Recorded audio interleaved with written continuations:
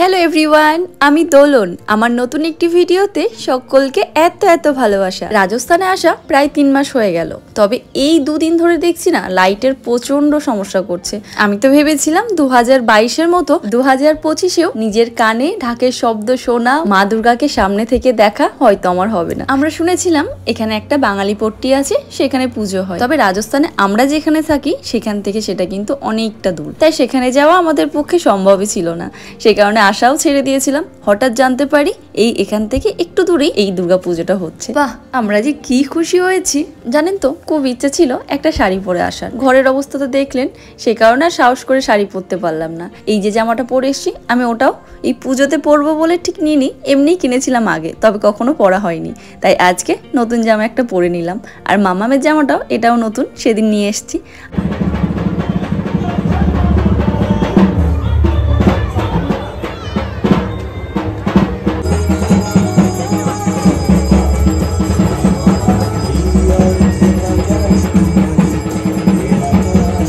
একটা জিনিস খেয়াল করলেন, বাংলা গান বাজছে। এই রাজস্থানের বুকে বাংলা গান শুনে আমার এত ভালো লেগেছিল যে কি বলবো। আমি যখন বাইক থেকে নামছিলাম তখনই গানটা আমার কানে গেছে, আর আমার তখনই এত মজা লেগেছে। আর আমাকে বলছি দেখো এখানে বাংলা গান বাজছে। আজ তো অষ্টমী, তো এখন অষ্টমীর পুজো চলছে। পুজো শেষ হলেই এই যে স্টেজটা দেখছেন, ওখানে শুরু হবে একটা ফাংশন। কি হবে আমি এখন অবধি ঠিক জানি না, তবে চলুন এখন আমরা ঘুরে আসি এই মেলাটা থেকে। এই পাশেই বসেছে এই ছোট্ট করে একটা বেশ মেলা।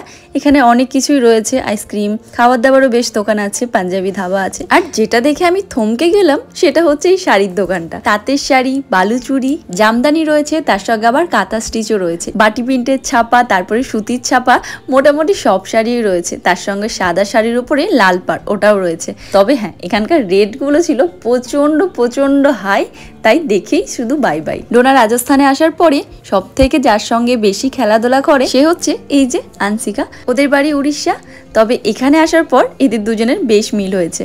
সব বাদ দিয়ে মেলায় এসে এখন ওদের পপকর্ন খেতে ইচ্ছে হয়েছে, তাই এখন পপকর্ন খাচ্ছে।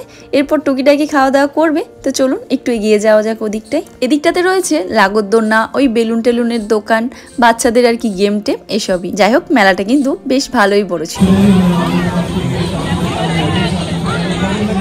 এখানে ছেলেদের লাইন আর মেয়েদের লাইন আলাদা। আমরা এসে গেছি, এখন বরগুলোর অপেক্ষায় আছি।